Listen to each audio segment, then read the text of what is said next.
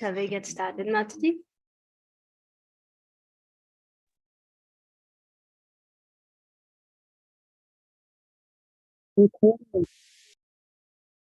Hare Krishna, dear devotees. Thank you all so much for joining us and giving us your very valuable association today. We are continuing our series on the chapter-wise summary of Srimad Bhagavatam. We are very, very fortunate to have His Grace Balaram Shakti Prabhu, and he needs no introduction, a great scholar in our movement.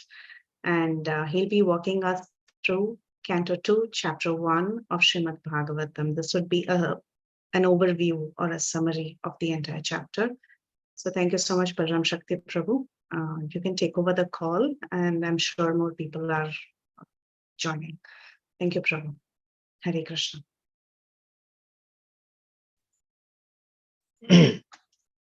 Hare Krishna. Thank you very much for giving me this opportunity to share about Srimad Bhagavatam.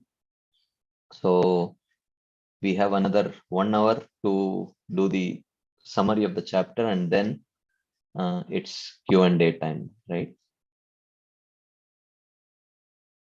It's night time here. Okay. So we will start right away. I'll just share the screen. Namo Vishnupadaya Krishna Preshtaya Bhutale Srimate Bhakti Vedanta Swaminiti Namine Namaste Saraswati Deve Gauravani Pracharine Nirvishesha Shunyavadi Paschatya Deshatarine Jai Shri Krishna Chaitanya Prabhu Nityananda Shri Advaita Gadadhara Shivasadi Gaura Bhakta Vrinda Hare Krishna Krishna Krishna Hare Hare Hare Rama Rama Rama Hare Hare Hare Krishna. So thank you all very much for joining today's session. So we will be starting the second canto today. An overview of the first chapter we will try to complete today. So second canto is when actually Shri Goswami starts speaking first.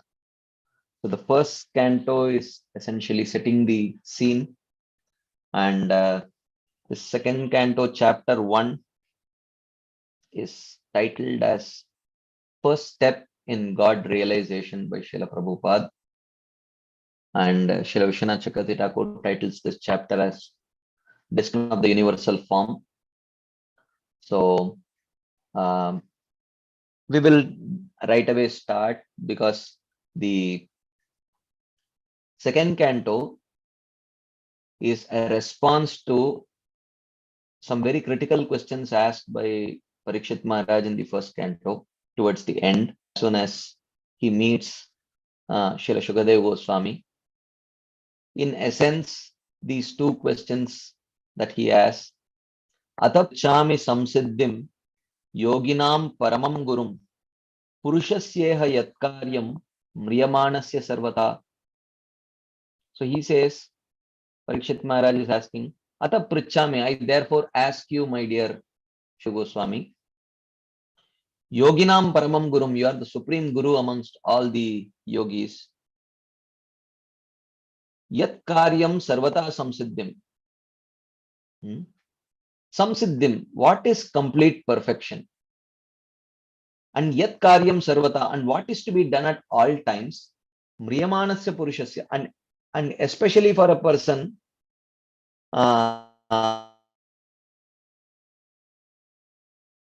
for attaining that perfection for a man who is about to die. So which means, if you see the way in which the question is framed by Parikshit Maharaj, is very clearly indicating that perfection for a dying man is accomplished by what he chooses to do throughout his life, right? Yat karyam sarvata mriyamanasya purushasya. Mriyamanasya purushasya, for a person who is about to die, what is he supposed to do at all times, so that at the time of death he can achieve that samsiddhi, that complete perfection, right? So and then he clarifies his question by telling, Yat shrotavyam atojapyam yat kartavyam nribi prabho smartavyam bhajaniyam va bruhi yadva viparyayam. He says, my dear Lord, bruhi, can you please tell me, Yat Shrotavyam, what should people hear? Ato Japyam, what should they chant? Smartavyam, what they should remember. Bhajaniyam, whom they should worship. Yadva Viparyayam, and on the contrary, what they should diligently avoid hearing, avoid chanting, avoid remembering, and avoid worshipping. Bruhi Yadva Viparyayam. So, can you please share? This is the question that Parikshit Maharaj has asked Shukadeva Goswami. In response to that, second canto opens up Shukadeva Goswami answering right away. 2.1.1. The first verse of the second canto starts with Shukadeva Goswami's answer. Shukadeva Goswami says, Variyan eshate prashnaha Lokahitam Nripa, Atmavit Sammata Pumsam Shrotavyadishu Yapparaha. He says, the king, Variyan Eshate Prashna. So he starts by appreciating Parikshit Maharaj's question. Why? Because he says, Kruto Lokahitam. Because the question that you have asked is Lokahitam. It is for the benefit of this whole world. Even though in that whole assembly, apart from Parikshit Maharaj and Shukadeva Goswami, so many other exalted people had assembled. Everyone knew who were the protagonists. Everyone knew for what purpose Shukadeva Goswami had come there. They had no illusion about it. Everyone knew that the conversation was going to be between Shukadeva Goswami and Parikshit Maharaj. If you see in the whole of Bhagavatam, whenever the description of the conversation between Shukadeva Goswami and Parikshit Maharaj comes, there is no questions ever asked by any other person, no cross commenting by any other personality, at least that not that we know of, and it is certainly not documented in Srimad Bhagavatam. So in the conversation between Parikshit Maharaj and Shukadeva Goswami, it is either Parikshit Maharaj who is speaking or Shukadeva Goswami who is speaking. So everyone knew it was a personal conversation, and public access was allowed to witness that private conversation between the two. So Parikshit Maharaj had all the rights to ask a very specific question to Shukadeva Goswami. He could have asked, what is best for me? Can you please tell me? Days to live, tell me what I should do. It is very valid, and no one is going to accuse Parikshit Maharaj for that. But even with 7 days remaining to live, Parikshit Maharaj is choosing to ask a very generic question, that which could be beneficial for everyone. And that really attracts Shukadeva Goswami, and he appreciates Variyaneshate Prashnaha. Very, very excellent question that you have asked, Parikshit Maharaj, because Krito Lokahitam, because this is good for all people. The answer to this question would be appropriate for all people. And this is not just my opinion. He says, Atmavit Sammata Pumsam. Okay. So this is approved by all the assembled sages. Atmavit, who are self-realized. Any self-realized person would appreciate this question of yours. So this is not just my opinion. Shrotavyadishu Yapparaha. And in my opinion, of all the things that are fit to be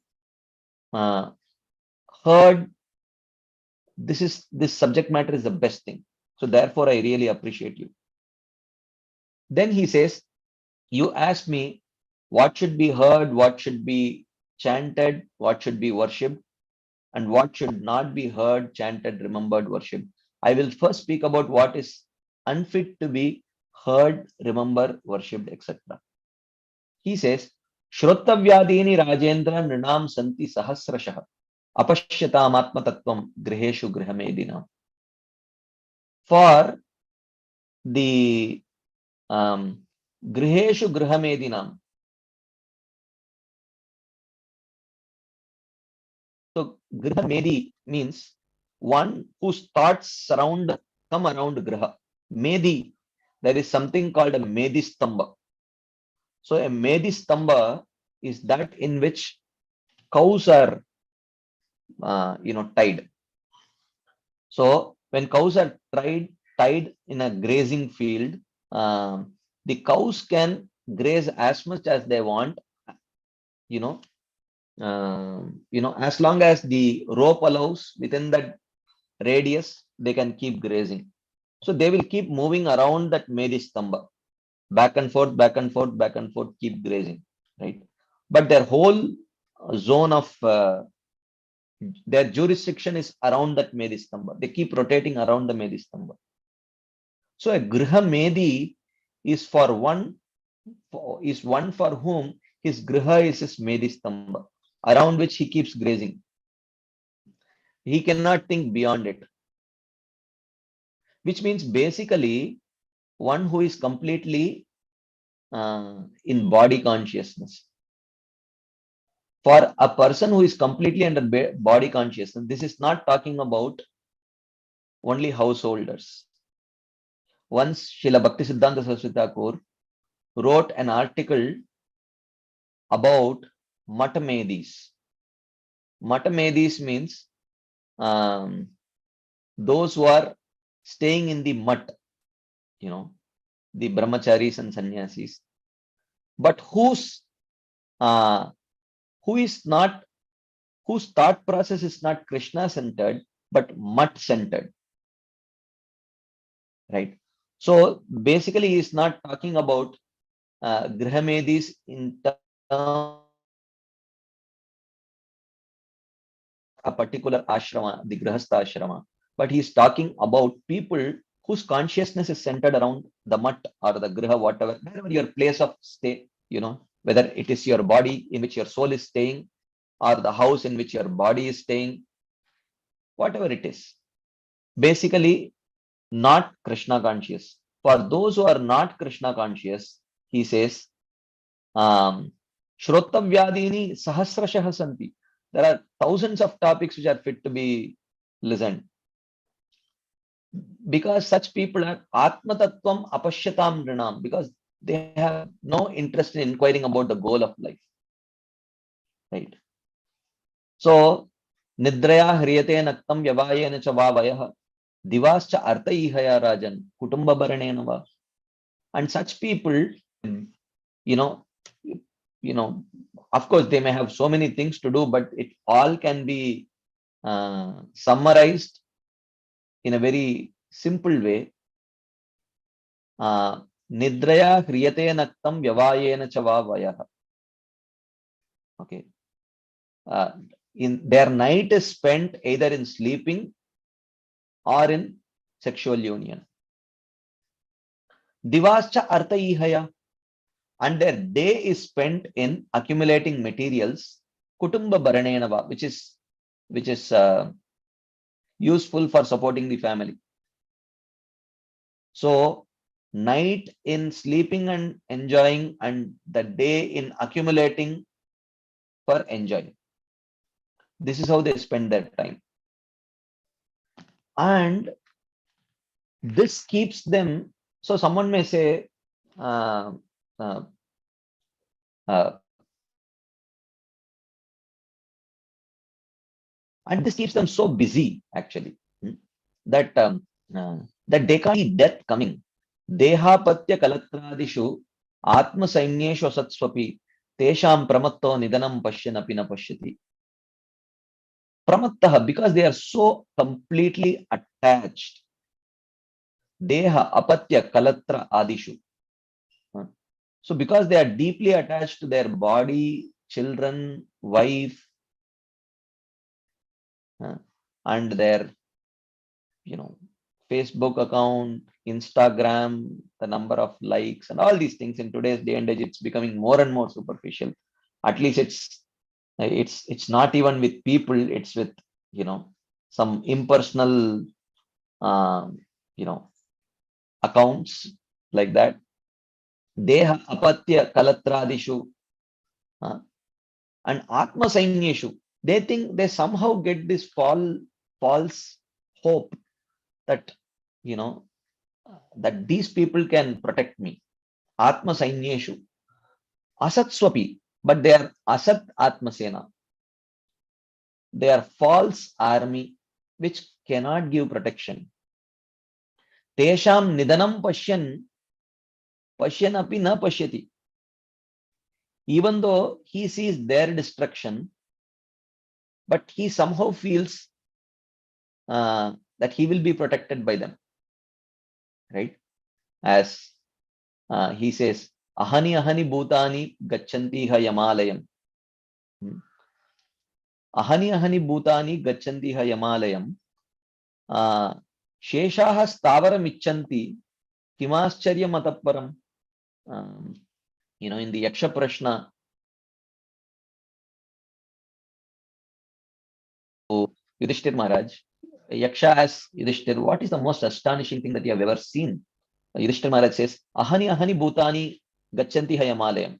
Day in and day out, you see people leaving their body and going to the abode of Yamaraj. But Sheshaha Stavaram Ichanti. But the remaining people very consistently and very interestingly desire to stay here permanently. Kimascharya Matapparam. What could be more astonishing than this? And why do they have this hope that maybe I will stay permanently here? Because of the illusion created by this Atmasena. Deha, Apatya, Kalatra, Adishu. Body, children, wife, somehow they will protect me. Even though you have seen your own father unable to protect his father, yourself unable to protect your father, but you still hope that your son will protect you from leaving. So, Tesham Pramattah, deeply attached to these things, Nidanam Pashyanapi na Pashyati. Even though he sees his destruction coming, with every passing day, he is one step closer to death, but he doesn't see it coming. Tasmad, therefore, now that I have described to you that how one should not, what one should not hear, what one should not chant, what one should not remember, how one should not absorb oneself while living his life. Now I will tell you how one should live one's life. Because you ask, Parikshit Maharaj asks that yat shrottavyam atojapyam yat kartavyam rabi prabho smartavyam bhajaniyam va bruhi adva viparyayam. What should one hear, chant, remember, and worship, and what one should not hear, chant, remember, and worship? I have told you the life of a person, um, uh, who should be, how the life of a person who is inappropriately living his life, I have described. Now, what is appropriate living? I'm going to tell you. So, he says, Tasmad, therefore, because you don't want to be one of those persons who is completely unaware of death and unprepared for death. Now let me tell you, how do you prepare for your death? Tasmad Bharata Sarvatma Bhagavan Ishvaro Harihi Shrotavya Kirtitavyascha Smartavyascha Ichchata Abhayam. O Bharata, therefore, Lord Hari, who is also Sarvatma Bhagavan Ishvaraha, who is also the Paramatma, who is also the Bhagavan, and who is the Parameshwaraha. Shrotavya Kirtitavyascha Smartavyascha. He should be heard about, he should be glorified, and he should be remembered. Ichchata Abhayam. If you desire freedom from fear. So, of course, there are very beautiful insights to each of these words that have been used describing the Supreme Lord here. And similarly, so many very beautiful insights throughout the chapter. But because this is a summary, so we will not go into those details. Then we will stuck up there. So he said, so you very clearly identified life to be comprising of the chief activities of life to be hearing, chanting, remembering, and worshipping. Whether it is for a materialist or for a spiritualist. These are the activities which 24 hours of our day is consumed by.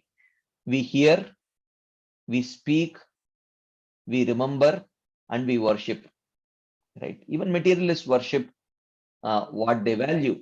So worshipping means dedicating one's time, energy, resources, etc. to protect them, to please them, whatever. So yeah, so here is tasmad, because you should not be dying such an inglorious death, Parikshit Maharaj, because you wish to know what is glorious way of giving up this body. Tasmad, therefore I am telling you, Bhagavan Ishvaro Harihi Shrotavyah Kirtitavyascha Smartavyascha Ichata Abhayam. If you fear dying an inglorious death, to overcome that fear of dying an inglorious death, you should hear about, you should chant, and you should remember the Supreme Lord. But someone may say, Parikshit Maharaj may say, my dear Shukadev Goswami, I asked you a very broad question. My question was very broad. The question was, what is the best way to live one's life and leave one's body for everyone? But you are giving an answer very specific only for devotees, because the Shravanam, Kirtanam, Smaranam, Archanam, all these things which you are talking about, they are limbs of devotional service.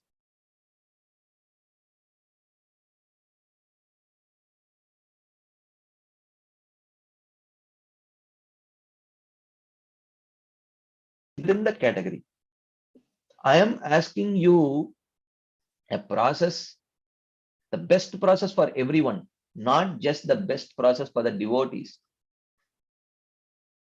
So Shukadev Goswami replies, Etavan Sankhya Yogabhyam Swadharma Parinishtaya Janma Labha Parapumsam Ante Narayana Smritihi. He says, yes, you are right. Your question is right. Your question was very broad. And you know what? My answer was also very broad only. Whether someone may be a Sankhya yogi practicing Jnana Yoga, or an Ashtanga yogi practicing Ashtanga Yoga, Swadharma Parinishtaya, or one who is a Karma yogi who is very attached to his Swadharma, Janmalabha Parapumsam, the moment they identify what is their ultimate goal of life, till they identify what the ultimate goal of life is, they can absorb themselves in Karma Yoga, Jnana Yoga, Ashtanga Yoga, etc. But the moment they identify their constitutional position and they identify their goal of life, ante, then they should put a full stop to their Karma Yoga, Jnana Yoga, Ashtanga Yoga and start Shravanam, Kirtanam, Vishnu, Smaranam, Padasevanam. Because because Navada Bhakti is the only way to attain the real goal of life. As long as they are unaware of the real goal of life, they can practice whatever. So you asked me a question, what is the means of attaining the highest goal? Samsiddhim. So I am giving you an answer for attaining samsiddhi and not any of the intermediate goals. So if someone identifies the real goal of life, then the way is one. If for someone who has not identified the real goal of life, the ways are many. But you asked me a question, the means to attain the highest goal. The means to attain the highest goal is one. There are not many means to attain the highest goal. So therefore, one may be a etavan sankhya yogabhyam swadharma parinishtaya janma labha parapumsam ante narayana smritihi. So if one identifies what is the ultimate goal of life, then he should be willing to put a full stop to his karma yoga, jnana yoga, ashtanga yoga and start narayana smriti, which is bhakti yoga. So then Parikshit Maharaj asked this question. You really mean to say that the Karma Yogis, Jnana Yogis, Ashtanga Yogis, the moment they identify the, the highest goal of life, they will put a full stop to their practices and practice bhakti? Is there any proof that such exalted Jnana Yogis and Ashtanga Yogis will stop their practice and practice bhakti? Is there any proof for this? Shukadeva Goswami says, yeah, many. Prayana Munayo Rajan Nivritta Vidishedataha Nairgunyasta Ramante Sma Gunanu Katane Harehe. So he says that generally the sages Nivritta Vidishedataha, those who are beyond the rules and regulations of the Dharma Shastras, which say, oh, this is your Varna, this is your duty, this is your Ashrama, this is your duty. But these sages have crossed beyond this Vidhi and Nisheda of the Dharma Shastra. Yadate moha kalilam buddhir vyatitarishyati tada gantasi nirvedam shrotavyascha shrutasya. Like Krishna says in Bhagavad Gita. These people have crossed this dense forest of do's and don'ts for a better material life. They have understood that the purpose of life is to transcend this life, transcend this material world. So even them, Nairgunyasta, they are completely situated in a state which is beyond the three modes. But Ramantesma Guna Anukatane Harehe. But still they relish hearing and discussing the Nama Rupa Guna Leela of the Supreme Personality of Godhead. So he says, essentially there are many. So Parikshit Maharaj says, give me one example. There are many I accept, but can you tell me one name? So he says, I will give my own example, Parikshit Maharaj. Shukadeva Goswami says, my own example, take my own example. Idam Bhagavatam Nama Puranam Brahma Samhitam Aditavan Dwaparadav Pitur Dvaipayanadaham, he says. Idam Bhagavatam Nama Puranam Brahma Samhitam. This Bhagavatam Nama Purana, this Purana by the name Bhagavatam is Puranam Brahma Samhitam, is absolutely non-different from Krishna. So, Adhitavanaham, and I studied this literature. Pitur Dvaipayanath, from my father, Krishna Dvaipayana Vyasa, Dwaparadav, in the beginning of the last part of Dwapara Yuga, I studied this Bhagavatam from my father. Now, Parikshit Maharaj says, how is that an example? I don't understand. I am asking you an example for those who are completely fixed in Jnana Yoga, Ashtanga Yoga, giving that up and taking up to Bhakti Yoga. You are telling that I studied Bhagavatam under my father. How is that an example? Shukadeva Goswami says, you know who I am? Parinishtitopi Nairgunya Uttama Shloka Leelaya Grihita Cheta Rajarshe Akhyanam Yadaditavan. Oh Rajarshi, Parikshit Maharaj, Nairgunya Parinishtitaha. I was completely fixed in Brahman, which is beyond the three modes. Yet, Uttama Shloka Leelaya Grihita Cheta. Yet my mind was completely absorbed when I was walking and when I heard these two verses of Srimad Bhagavatam, Aho Bakiyam Stanakala Kutam and Bharapidam Natavaravapu Karnayor Karnikaram. When I heard these verses describing the qualities form of Krishna, Grihita Cheta Rajarshe, my mind completely absorbed, even though I was perfectly fixed in the impersonal Brahman. I was a Jnani, but my mind attracted Grihita Cheta, Akhyanamya Daditavan. Therefore, I diligently studied Bhagavatam under my father. Atma Ramascha Munayo Nirgranta Pi Urukrame, Kurvanti Ahaitukim Bhaktim Ittam Bhuta Guno Harihi. This is the nature of the name, form, qualities of Krishna. So therefore, Ante, therefore one who understands the goal of life should put a full stop to all these other practices and take up to the practice of bhakti. And tadaham te abidasyami mahapaurishiko bhavan yasya shraddadatamāshu syan mukunde matisati. Srila Shukadeva Goswami says, now in response to your question as to what is the best subject matter to hear, chant, remember and worship, in answer to that, I am going to speak to you that same Bhagavatam which I studied from my father. Tadaham te abhidasyami mahapaurushiko bhavan. Even though I am speaking this for your benefit, my dear Parikshit Maharaj, I have no illusion about your position. You are a Mahapurusha. Mahapaurushiko. The Mahapurusha, the Supreme Lord, you have captured him in your heart. I have no illusion. I don't think I have come here to deliver you. I have come here to discuss Krishna Katha because that is what is very dear to my heart. I have not come here to deliver you because you have already been delivered by the Supreme Personality of Godhead. You are a Mahapurusha. But still, I am here to speak this. Yasya Shraddhadattamashu Syan Mukunde Matissati. One who diligently and with faith hears this subject matter of Srimad Bhagavatam, his mind will quickly fix on Krishna. Smaranam will happen. So therefore, here Srila Shukadeva Goswami had told, Shrotavya Tasmad Bharata Sarvatma Bhagavan Ishwaro Harihi Shrotavya Kirtitavyascha Smartavyascha Ichchata Bhayam. He mentioned that he mentioned many limbs of devotional service, Shravanam, Kirtanam, Smaranam, etc. But Parikshit Maharaj has only 7 days. So he wants to know what is the best amongst all these 9 limbs. Srila Shukadeva Goswami says, Etan nirvidyamananam ichchatam akuto bayam yoginam nripanirnitam harer namanu kirtanam.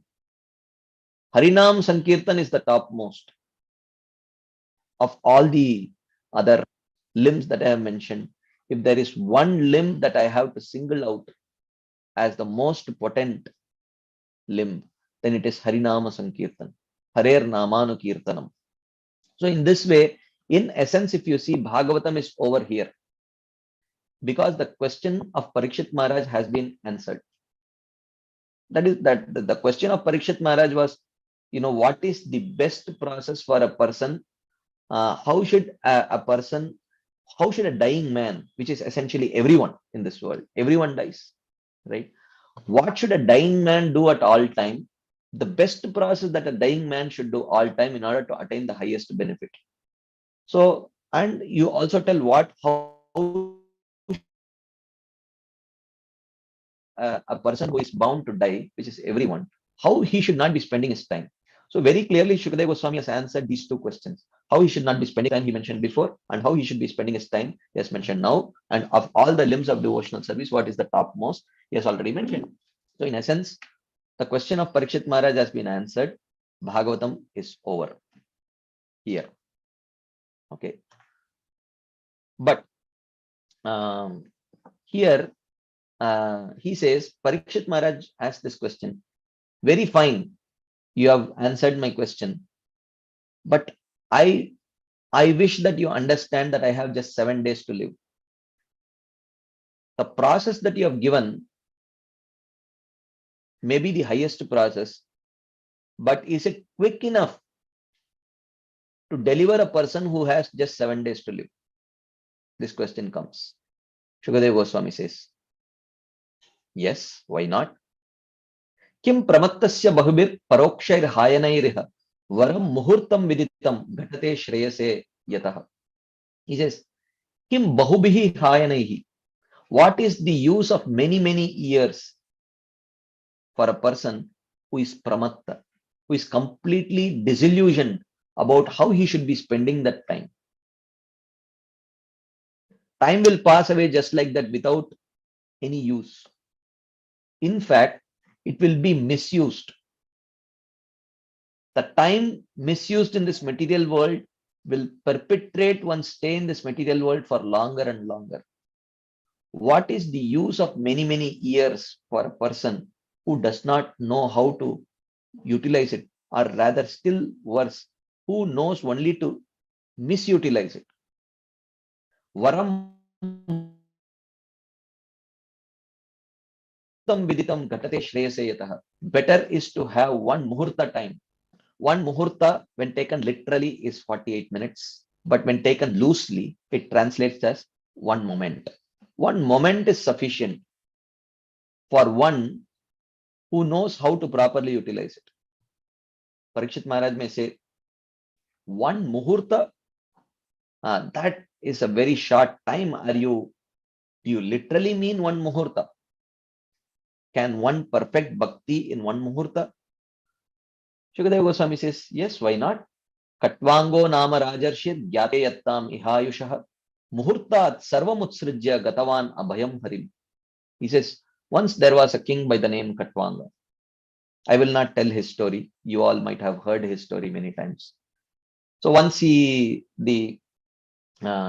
demigods asked him to help him fight because he was a very valorous king when the demigods were fighting with the demons.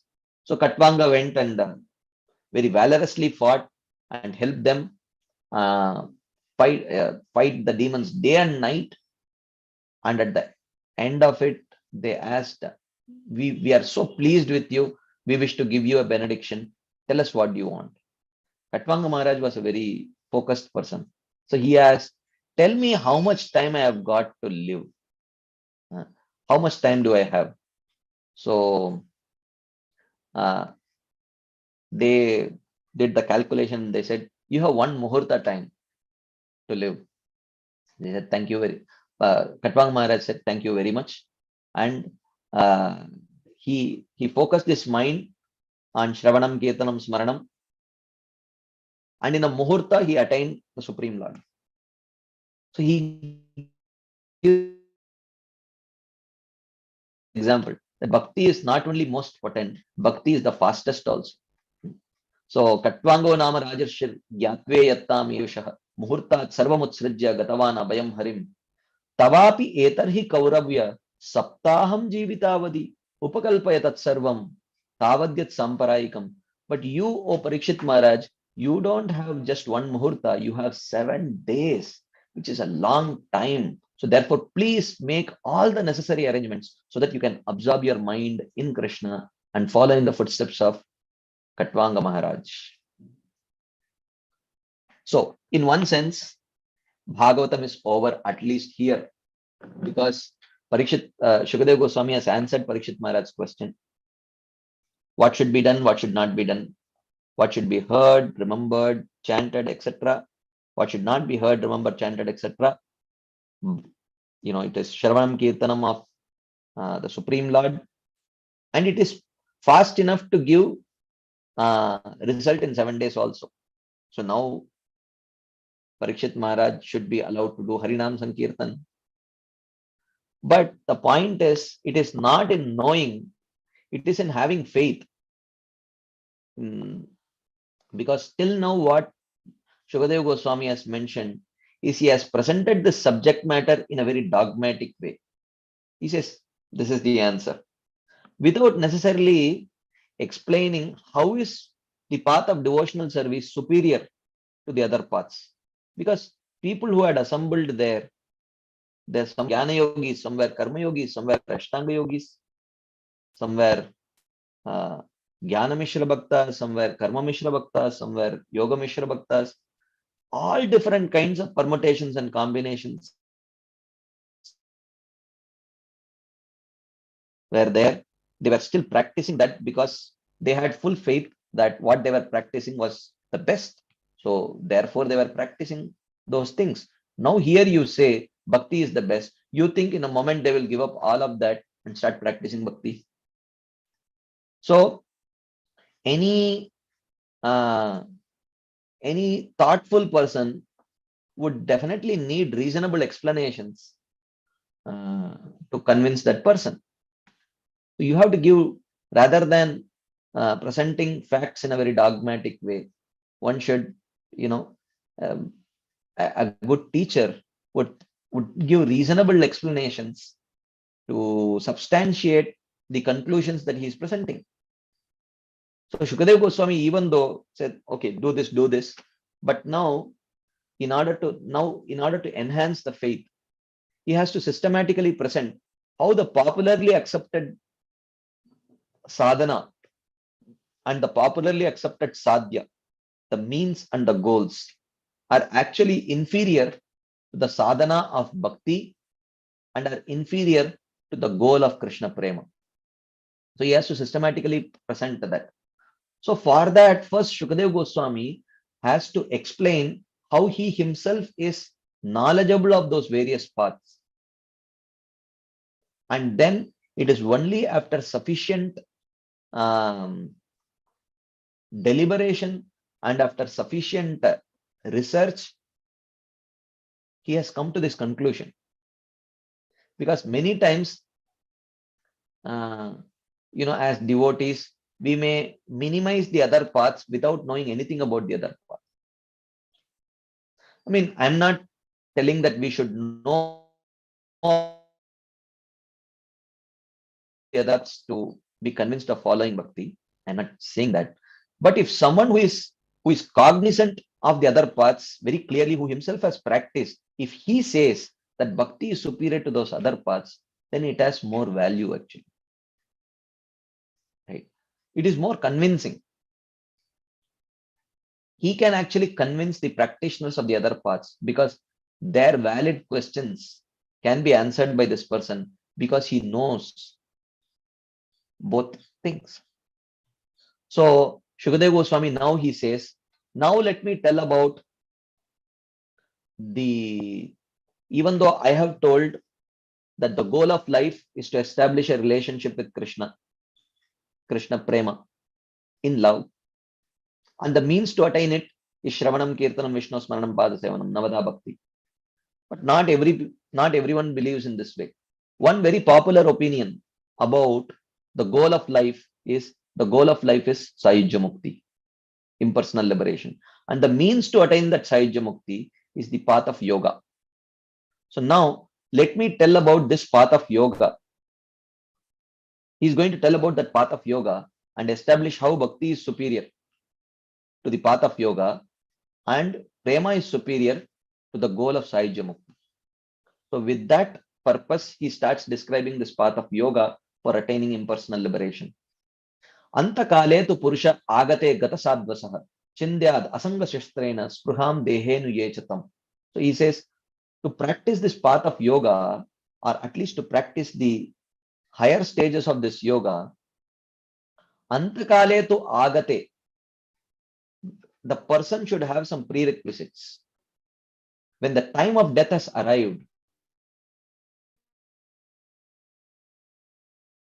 the person should be free from the fear of death, which means he should not have material attachment. Gata sadvasaha chindyad asanga shastrena. He should be ready to cut off with the desire for detachment.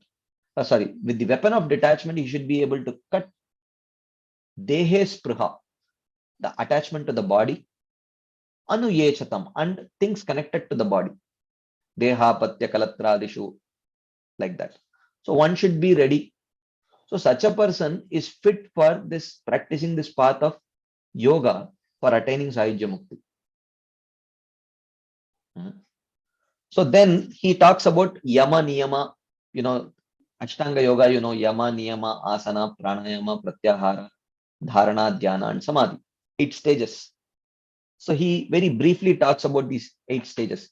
Grihat pravrajito dhiraha punyatirtha jalaplatah shuchau vivikta asino vidivat kalpitasane abhyasen manasa shuddha trivid brahmaksharam param mano yache jitashvaso brahma bijam avismaran. So he says, first the person should be willing to control his senses. He should be a dhira. Grihat pravrajito, and he cannot stay at home and practice this. He has to leave home. Punya tirtha jala apluta. Taking bath in holy places is very favorable for such a practice. So this is yama niyama, the do's and don'ts. Asinaha, he should sit in a place vidivat kalpitasane, on a seat which is made according to the rules. Chailajina kushottaram, as Bhagavad Gita says. Various kinds of Shuchau deshe pratishtapya stiram asanam atmana nati uchritam nati nicham chailajina kushottaram. Like that, Krishna says about, how should a yogi's asan be, neither too up, not too low, It should be in a solitary place. It should be clean. You should add a deer skin and on that on a silk cloth like that, things like that. He says, Vidivat kalpitasane shuchau vivikta. It should be clean and solitary. Abhyaset. So this is yama niyama asana. How you should sit. Abhyaset shuddha trivrit brahmaksharam param. And you should practice chanting Om while regulating your breath. So this is pranayama. Yama niyama asana pranayama. Manasa jitashwaso, using the mind and controlling your breath. Okay. Mano yached brahma bijam avismaran. And in this way, you should make your mind motionless while remembering the syllable Om. So this is yama niyama asana pranayama. Yes, mentioned. Then he says, niyached vishayebhyo akshan manasa buddhi saratihi mana karma virakshiptam shubharte darayed dhiya. He says, niyached vishayebhyo akshan. Aksha means eyes. Akshan here refers to eyes and all the other senses, especially the knowledge gathering senses, the gyanendriyas, eyes, ears, nose, tongue, and skin. So, niyached vishayebhyo akshan manasa buddhi sarati. Now that you have controlled your mind by practice of pranayama, with that controlled mind, try to control your senses. This is pratyahara. Niyached vishayebhyo akshan manasa buddhi sarati. And take the assistance of buddhi. Whenever your mind is not strong, take the assistance of buddhi, which means take the assistance of the established shastras to steady your mind so that your steady mind can control your senses. Indriyani paranyahur indriyebhya param manaha manasa buddheryo buddhe paratastu saha. For a person on the path of self-realization, the soul is supposed to guide the intelligence is supposed to guide the mind is supposed to guide the senses, and the senses should have control over the sense objects. So manasa buddhi sarati, when you need assistance, take the assistance of intelligence to steady your mind, and with the steady mind control the senses, which is called as pratyahara. But this will not be easy. Mana karmabir akshiptam shubharte dharayedya. But while you are trying to do this, your mind will be disturbed by the karma vasanas, by the material impressions that you have accumulated over many lifetimes.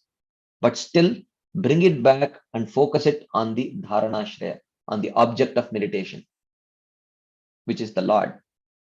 He has not specifically mentioned it. He says, Shubharte dharayedya. You should fix your mind on Shubharte. Shubharte means on the auspicious object. What is that auspicious object? He has not told yet. This is dharana. Dharayet, he uses the word dhara. Dharana means a general meditation on the form of the Lord. Then, when dharana becomes very steady, when you are able to meditate on the form of the Lord, then when it becomes steady, then you are fit to go to the next stage, which is called as dhyana. What is this dhyana? Tatra eka avayavam dhyayed avyuchinnena chetasa mano nirvishayam yuktva tata kinchana nasmaret padam tat paramam vishnor mano yatra prasidati. He says that tatra dharayed. When you are able to meditate on the general form of the Lord within your heart, tatra eka avayavam dhyayed. You should start meditating on the individual limbs. Okay. Avyuchanena chetasa, with an uninterrupted mind, which means when one starts, when one's intensity of meditation becomes more intense, then one will be able to focus on the details, the individual limbs. Avyuchinnena chetasa, with uninterrupted mind. This is dhyana. Nirvishayam manoyuktva, and using this mind, which has now become sufficiently detached from this material world, tata kinchana nasmaret. You should not be thinking anything of this world. This is the stage of samadhi, when not even for a moment the mind is distracted by any material things. Padam tat paramam vishnor manoyatra prasidati. That is at that time you have reached the stage of Brahmabhuta stage. param tat padam tat paramam Vishnor mano yatra prasidat, in which the mind is extinguished. So that at that stage, one gives up the path of uh, uh, karma, jnana and yoga. Those paths are given up, and one gets ready to merge into the Brahma Jyoti. But Rajastamobhyam vimudam mana atmanah yache dharanayadiro hantiya tatkritam malam. So, but while meditating on the form of the Lord, the mind will certainly be distracted by Rajogun, Tamogun, etc. It will be agitated by Rajas and it will be bewildered by Tamas. But by then you should get back to the process of dharana and destroy the impurity produced by Rajas and Tamas. Okay. We will discuss this little bit later tomorrow. This whatever we are discussing here. Will anyway. I'll just touch upon this. So he says first for a Ashtanga Yoga process, Yama Niyama Asana Pranayama Pratyahara. When you practice this, and at the stage of Pratyahara, the heart is fairly cleansed of all desires. But if there are still some spots of gross desires present within the heart, then the person is unfit to meditate on Paramatma.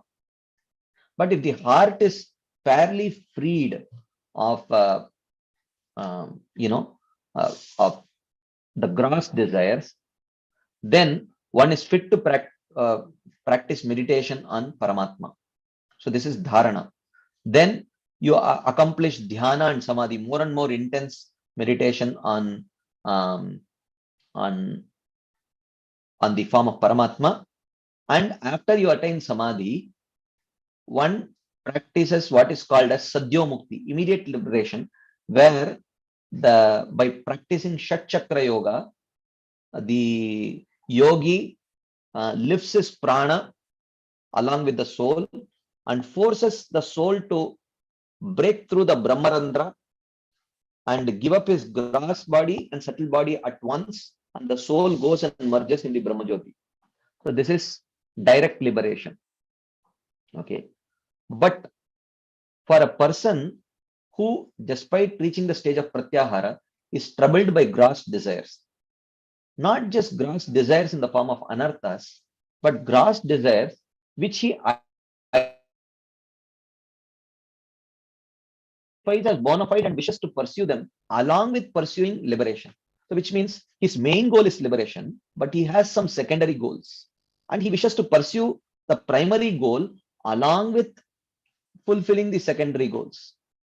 So such a person, he is not fit to meditate on the Paramatma. Then he meditates on the Virat form of the Lord, the universal form. So he attains what is called as Krama Mukti, gradual liberation. So how he attains that Krama Mukti? So this is the essential Ashtanga Yoga process. So this flowchart that I have mentioned here, this is the summary of the rest of first chapter and the second chapter. So that is why I took some time to elaborate on this. So if you have understood this, the rest of the second half of the first chapter and the rest of the second chapter is going to be an elaboration on this actually. So then he says, Yasyam sandharyamanayam yogino bhakti lakshanaha ashu sampadyate yoga ashrayam badramikshataha. So in that process of dharana, the yogi who sees the Lord by fixing his mind on the Paramatma inside, he very quickly attains the success of this Ashtanga Yoga, which is Sahaja Mukti, impersonal liberation. Okay. So then at this point of time, Parikshit Maharaj has a question. Parikshit Maharaj asks, Yata sandharyate brahman dharana yatra sammata yadrishiva hare dashu purushasya manomalam. 3 questions he has. Yata sandharyate. How is this dharana? How does a yogi start meditating on the Paramatma inside? Is the Paramatma automatically visible? What happens exactly? Dharana yatra sammata. You said he should meditate on the auspicious object. He should meditate on the auspicious object of meditation. But you never told what is that object of meditation. Dharana yatra sammata. Yadrishi va hare dashu purushasya manomalam. And, and you said that while meditating on the form of the Lord, there will always be disturbance created by the Rajogun and Tamogun. How can one quickly remove these contaminations from the mind? You never told this. So can you please explain? So Shukadeva Goswami says, Jitaso, Jitashwaso, Jitasango, Jitendriya, Stule Bhagavato Rupe Manasandharayedya. So if you are not able to remove, if you are not able to meditate on the form of the Paramatma, then go back to Yama, Niyama, Asana, Pranayama, Pratyahara and see if everything is perfect, if you have ticked all the boxes. And still, after Pratyahara, if you are still troubled by gross material abhilashas, cherished desires, apart from the desire for liberation, if some subsidiary desires are troubling you, then you are not fit to meditate on the Paramatma. Stule Bhagavato Rupe Manas Sandarayedya. You should meditate on the Virat form of the Lord. And what is this Virat form? You know, what is this universal form? Is the rest of the, he says, Visheshastasya dehoyam stavishtasya staviyasam. This universal form is more solid than solid. So universal form, meditating or imagining the various parts of the universe to be occupying the various limbs of the form of the Lord. This is an imagination. This is not real. Yatredam vyajyate vishwam bhutam bhavyam bhavachasat. Whatever existed in the past, whatever is existing now in the present, and whatever would exist in the future, everything is covered by this universal form. Which means this is a kind of meditation which is favorable for the yogis who are troubled by enjoying mentality. So this indicates, so this kind of meditation helps them because when they see whatever I want to enjoy belongs to this personality. So in this way, gradually their desire to enjoy is subdued. Yatredam vyajyate vishwam bhutam bhavyam bhavachasat. And what is this universal form? Andakosha shariresmin saptavarana samyute vairaja purusho yoso bhagavan dharanashraya. So this form of the universal form, which is covered with the universal shells, there are 8 universal shells covering the universe. Sapta avarana. Sapta, sometimes Sapta does not include the layer of Pradhan, but if you include the layer of Pradhan, it is 8 layers.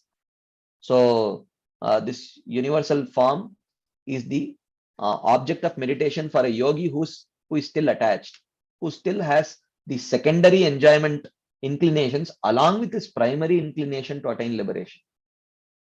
Then from this 26th to 39th verse is a description of this universal form, how the various universal planets occupy various limbs of this universe. The Patala are his souls, Rasatala is his heels, Mahatala is his ankles, and so on. Sutala, Vitala, Mahitala, they all occupy various parts of his bodies. Swarga, Maharloka, Janaloka, etc. The higher planetary systems, how they occupy the various devatas, they occupy various parts of his body. And of course, the sun devata arises from his eyes. The form from his eyes. This particular description I will give tomorrow. What exactly is this sense devata, etc. The Vedic verses, and whatever you see in this material world, whether it is emotions in the form of affection, expressions in the form of smile, illusions, everything arise from this universal form. Shyness, dharma, adharma, mitra, varuna, everything, is covered by this universal form. rivers, trees, wind, etc., everything, the clouds, twilight, they all occupy various parts of his body, or they arise from his body, like that. So, and then the Brahmana, Kshatriyas, Vaishyas, Shudras, the Brahmachari, Grihastha, Vanaprastha, Sannyasi, all the Varnas and Ashramas, they occupy various parts of his body. So then he says, Yanasav Ishvara Vigrahasya Yas Sannivesha Katito Mayate Sandharyate Smin Vapushista Vishte Manasva Buddhyana Yatosti Kinchit. So he says, Asav Ishvara Vigrahasya, this form of the Lord, Yaha Sannivesha, which is filled with so many limbs, Katito Mayate Iyan. This much I have described about this universal form. But there is no end to describing this universal form, because it covers practically everything in this. Sandaryate manaha asmin savishte vapushi swabuddhya. Using their intelligence and mind, the yogis meditate on this form of the universe, this universal form. This is a bona fide form of meditation. Na yatosti kinchit. There is nothing more than this, which means practically there is nothing in this universe which is not covered by this universal form. So then, last verse of this chapter, Sa sarvadi vritti anubhuta sarva atma yata swapna janekshitaikah tam satyamananda nidim bhajeta nanyatra sajjed yata atmapatah. So the yogi, sarvadi vritti anubhuta sarva, who is furnished with the impressions of his senses in his mind from many births in the past. So he has access to various impressions he has accumulated over many lifetimes. For one who becomes qualified, he will be able to see all these impressions just like a dream. And then tam atma bhajeta. So considering it just like a dream, he will not give them any importance, and he will be willing to worship the Lord. Tam atma bhajeta, who is ananda nidim, who is an ocean of bliss. Okay. Satyam, and eternal in time and space. Na anyatra sajjit, and he will not be attached to worshipping anything else other than this form of the Lord, which has been prescribed for him. Yata atmapataha. If he worships anything else, it will cause degradation. Right. So, anyways, so we will see a little bit more detail on this. I will do a quick recap tomorrow, and then we will go through that, what do you call that? That mind map or whatever. So that flow chart, we will go through it tomorrow. And then I will put that flow chart into what we are discussing in the right context, so that, we will see, what is the context in which we are doing. Not tomorrow, of course, next Tuesday. I forgot you have once a week chapter overview. So I think I went 5 minutes over time. I apologize. So we will pause here and see if there are any quick discussion points, questions, anything anyone would like to share, ask. You can please go ahead. Hare Krishna, Prabhu. Thank you so much. It was perfect. Thank you so much, Prabhu, for the very interesting, very precise summary. We have some raised hands. If you're okay, we can go ahead with question and answers. Yes, Vrinda Gopi Mataji. Hare Krishna, Prabhuji, Dandat Pranam. So first of all, the class was really very nice because it was like a revision going on.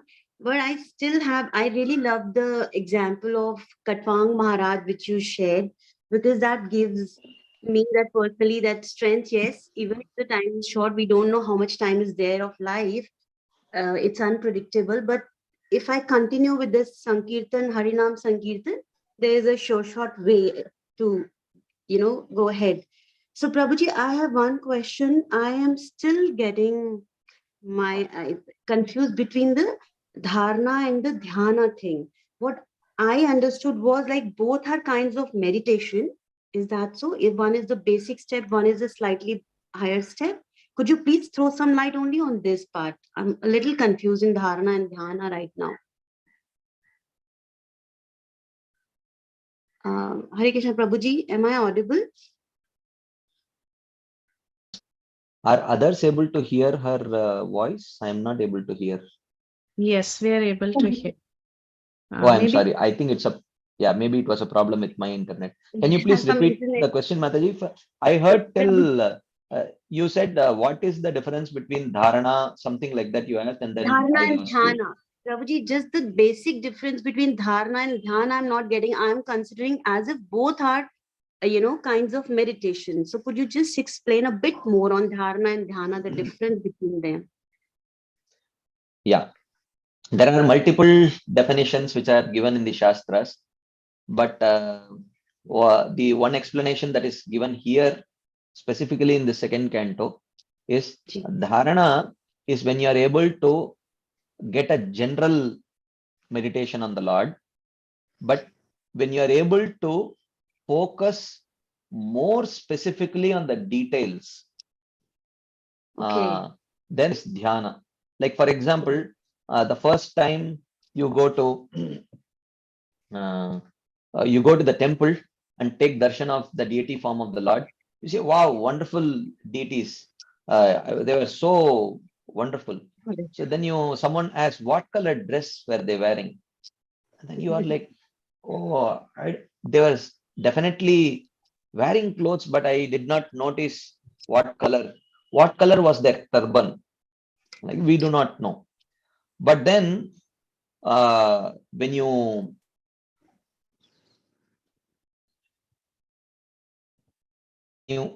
get attached to the deities more and more over a period of time, then you can tell that you can even tell who could have dressed the deities today, because you become so attached to the deities, who is dressing, who has particular dressing style. Oh, this kind of pagadi, so it must be such and such devotee who must have dressed like that. So uh, when we advance more in bhakti, we become more uh, you know aware of the attention to, we get that attention to details. So similarly in Ashtanga Yoga also, dharana is a more generic meditation, and dhyana is when yeah, limb by limb meditation is dhyana, overall darshan is dharana, correct? Yeah. So it's like a more focused meditation, from the general meditation to more focused and detailed meditation, right, Prabhuji? Yeah. Thank you, Yes. Prabhuji. It's a lovely example what you shared, because that's what we do in the routine also. Thank you so much for the lovely class. Dandat Pranam, Prabhuji. Hare Krishna. Thank you.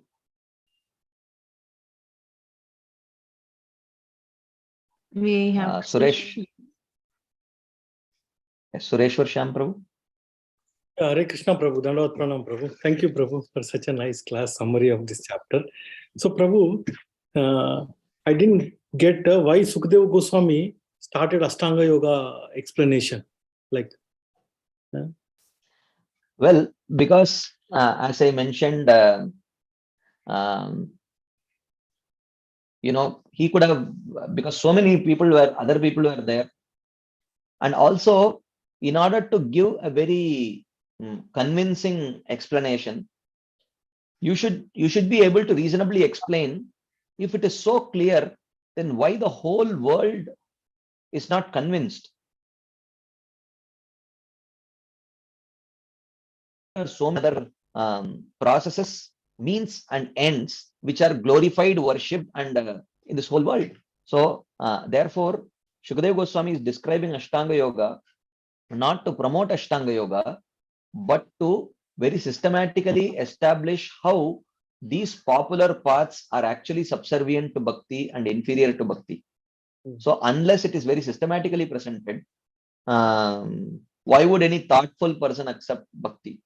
Because any dogmatic presentation is not very attractive to thoughtful people. So in order to establish how bhakti is superior, he is describing Ashtanga Yoga. Yeah, thank you Prabhu. Prabhu, one more thing. This Ashtanga Yoga, are these 8 limbs practiced in parallel, or certain limbs are practiced in parallel and then other limbs are practiced later, Prabhu? Yeah, dharana, dhyana, samadhi, these are like later limbs, which it is impossible to practice them unless our heart is fairly pure. Okay.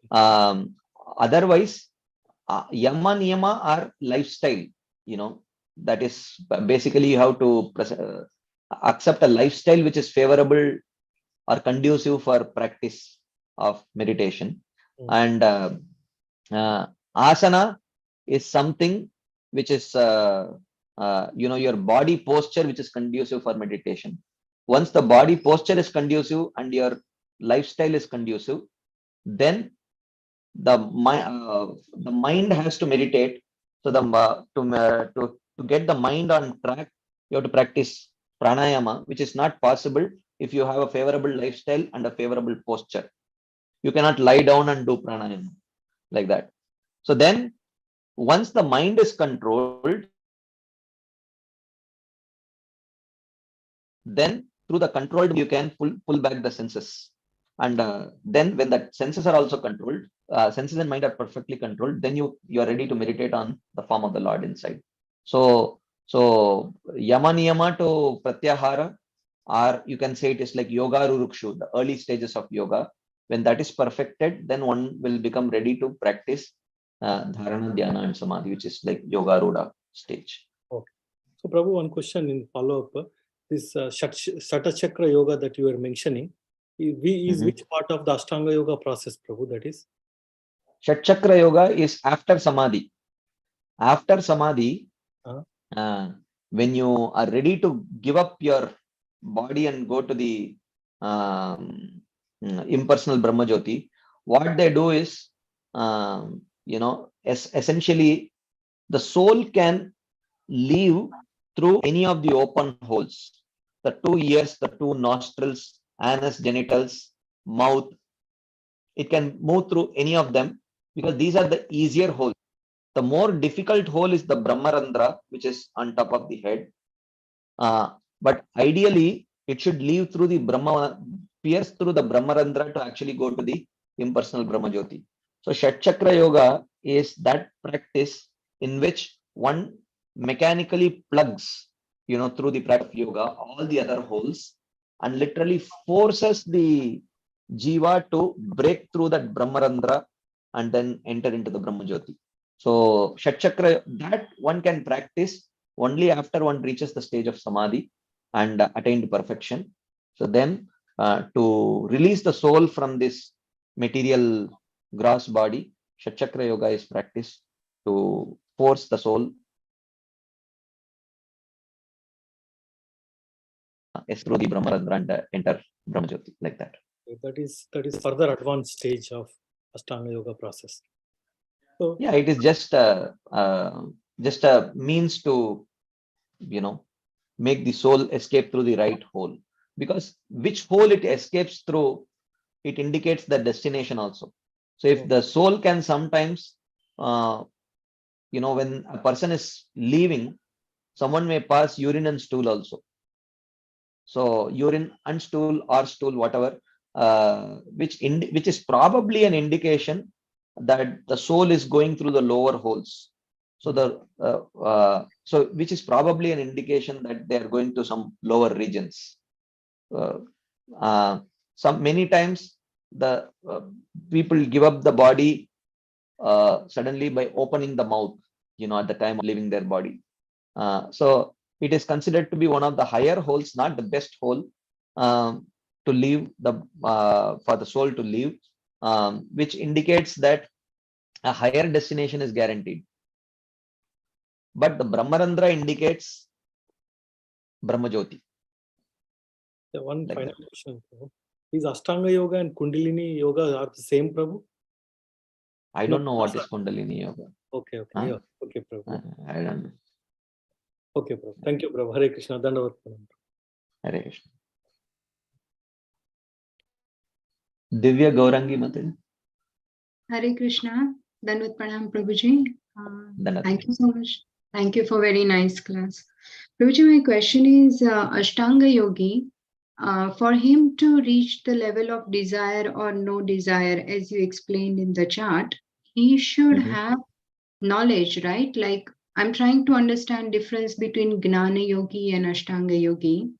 And if he has the knowledge, then why is he meditating on Paramatma form and not the higher form, which is Bhagwan? And yeah, so that's the question.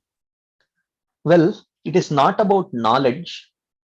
Any aspect of knowledge, we approach a particular stream of knowledge and a particular pramana or source of knowledge only when we have faith. So, lokesmin dvivida nishta, pura prokta mayanaga, as Krishna says in Bhagavad Gita.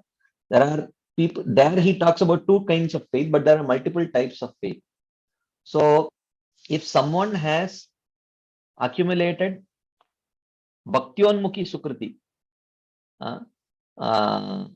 and he has developed faith in the process of devotional service, then they will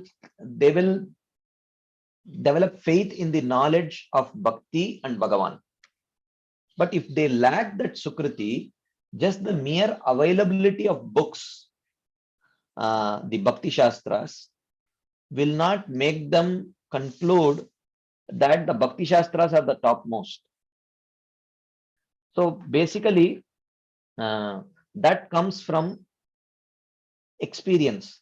If they have been fortunate enough to experience the association of devotees to the extent that their heart has become transformed by the devotional teachings, and if they have developed faith in devotional service, then such people will be able to accept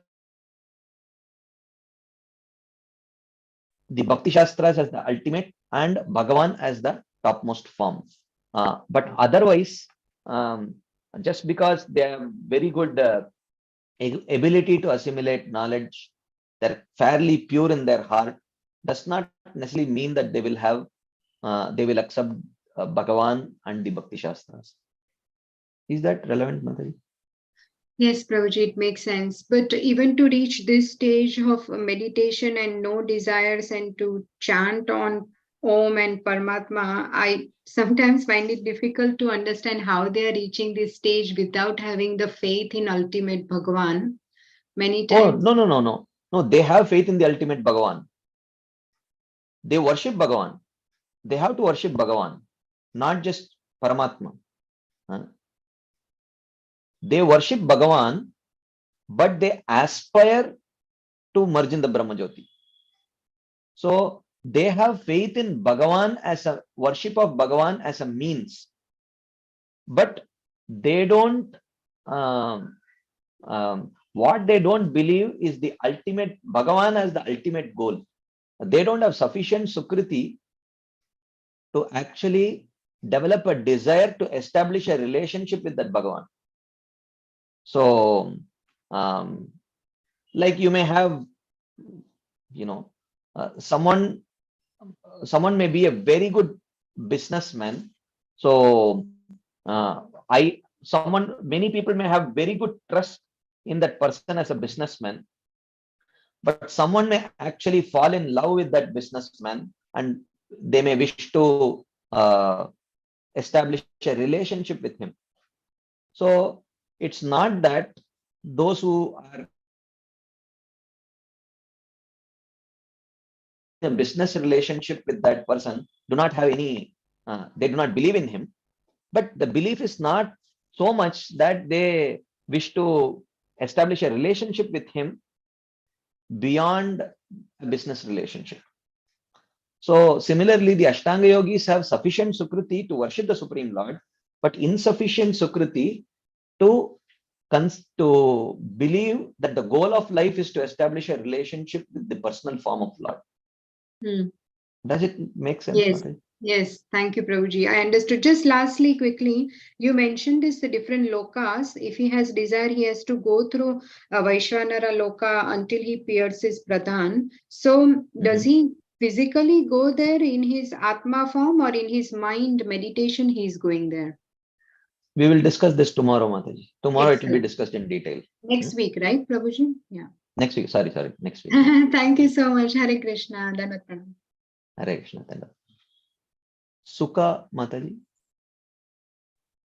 Hare Krishna, Prabhuji, Dandavat Pranams. Such a Dandavat beautiful class, Prabhuji. Like, I cannot explain in words, Prabhuji. It was so clear, and only a realized soul can present it so beautifully, Prabhu. Thanks really from the bottom of my heart. I have just a couple of questions, Prabhuji, maybe very silly for your level, but just for my education. In the Bhagavad Gita, Krishna says that Sankhya Yoga Prithak Bala. So I was kind of not sure. I mean, though Krishna is explicitly saying, that there is no difference, why is still, Sankhya Yoga considered differently than Bhakti Yoga? And can I go with my next question, or would you? Oh, we will take question at a time, Mataji. Sure. Yeah, in one sense, Sankhya, there are two understandings to that. I will give one understanding which Srila Prabhupada gives, and another understanding which the other Purvacharyas give. One understanding which the Purvacharyas give, Sankhya refers to the path of Jnana, Yoga refers to Karma Yoga, according to them. Sankhya Yoga Prithak Bala, Pravadanti na Pandit. So, only foolish people see the path of Jnana Yoga and Karma Yoga to be different, or Jnana Yoga and Nishkama Karma Yoga to be different. So, in what sense they are same? In the sense that both the Nishkama Karma Yogi and the Jnana Yogi, their goal is liberation only. They are two stages of the same process. So therefore, they are not two different processes. They are two stages of the same process. So therefore, only a foolish person will think that Sankhya and Yoga are different.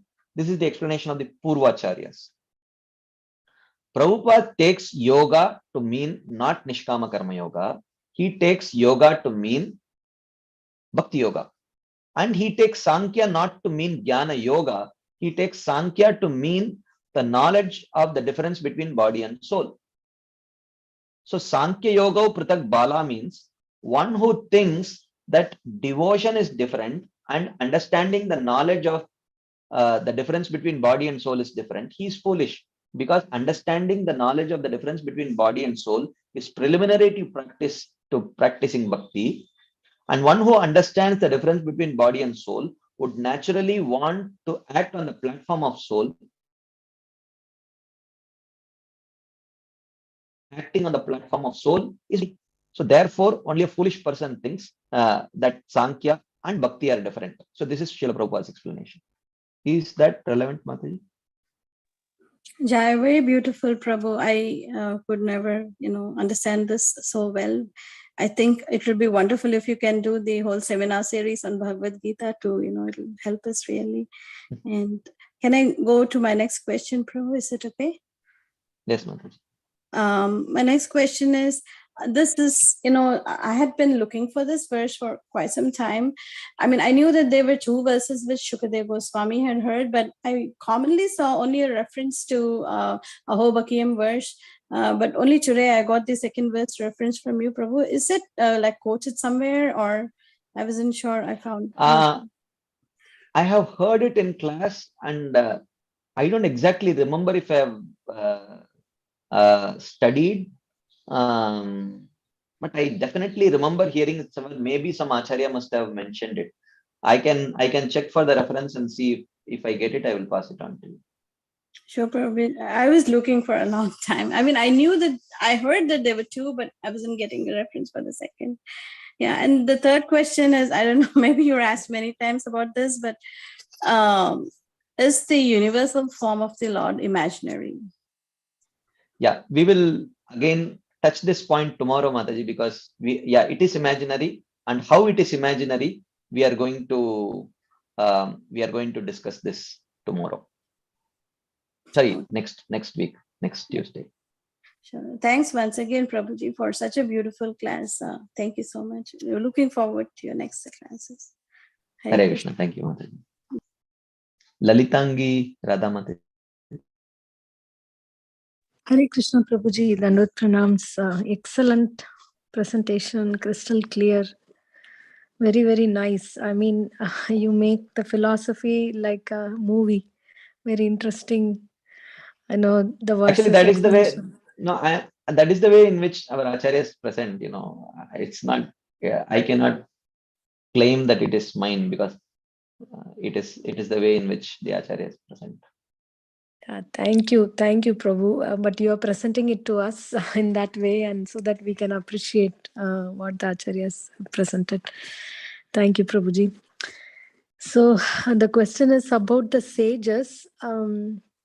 I don't know if I'm wrong. It looks like the majority of the sages, especially those who Krishna refers as Nashato Vidyate Bhavona Bhavo Vidyate Shataha. They are not into bhakti. Is it? It seems like that when we see like that they are into different process of finding the way to perfection. So I was wondering, is bhakti that rare? And these souls, they are always contemplating and they are trying to find the difference between both.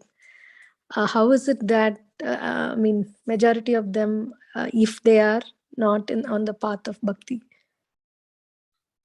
I think your question has two parts. Is it right that most of them are not on the path of bhakti? Yes, most of them are not on the path of bhakti.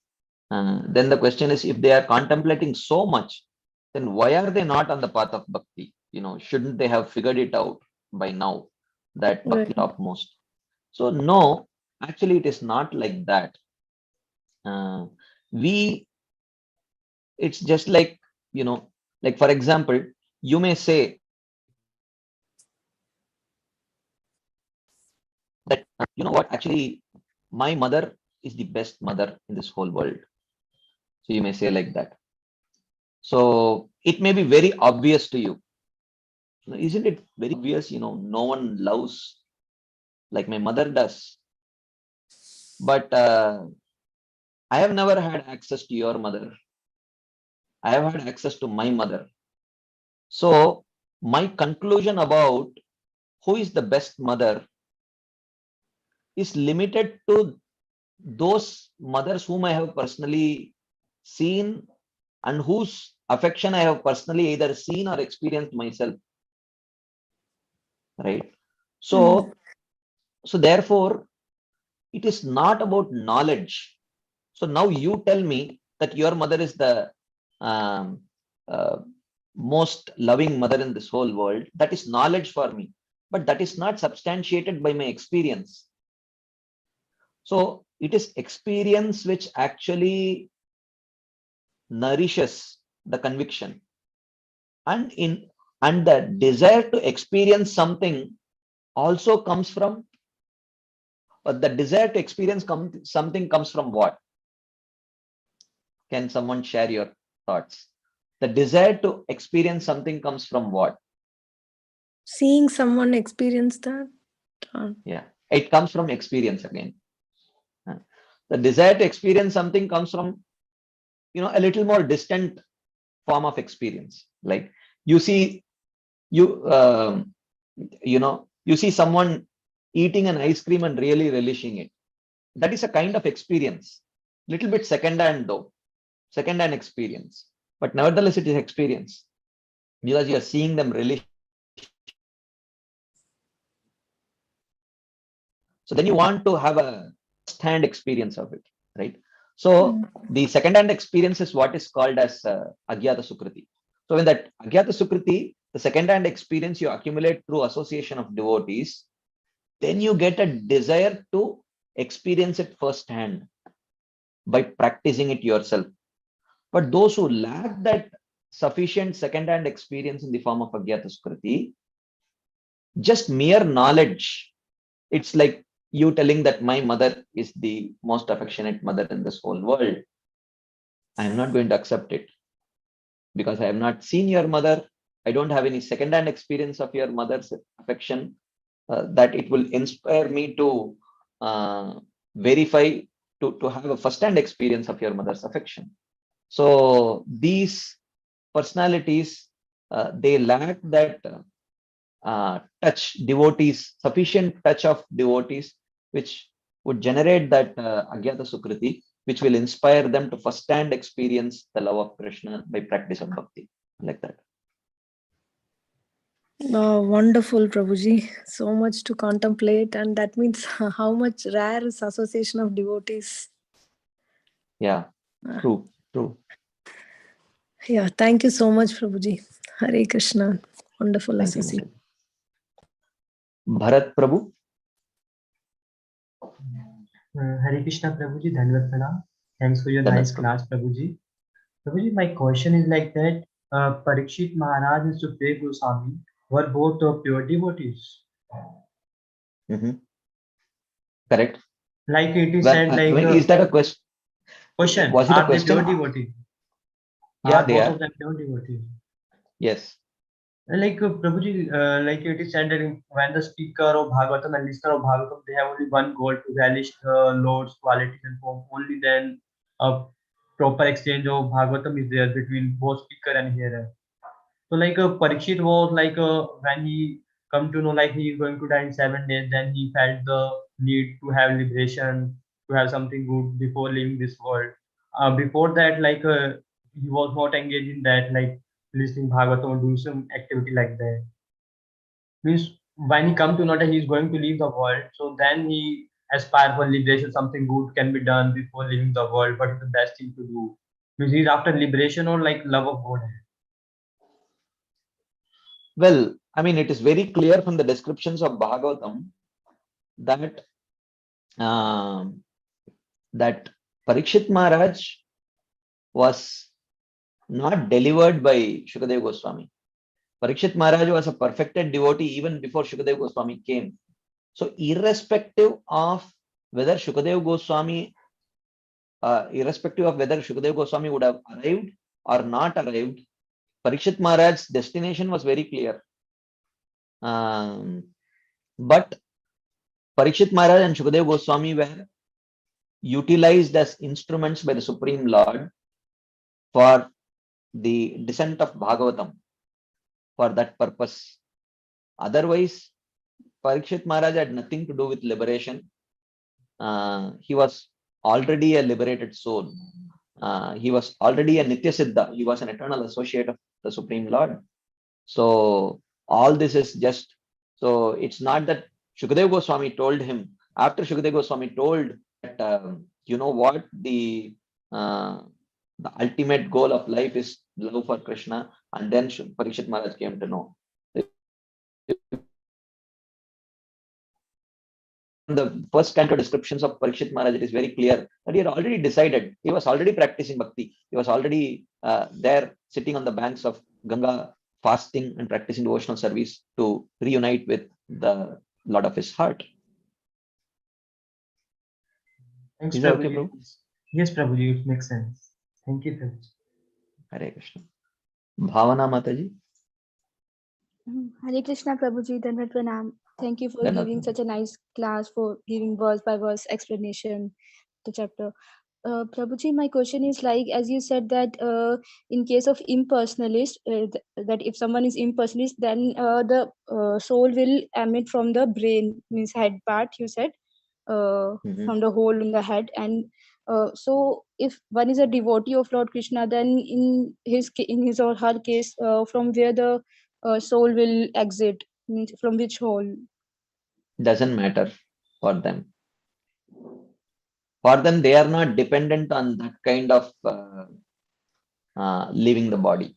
For devotees, it does not matter. Krishna personally protects. From whichever hole the soul leaves, Krishna will orchestrate that devotee's future journey personally.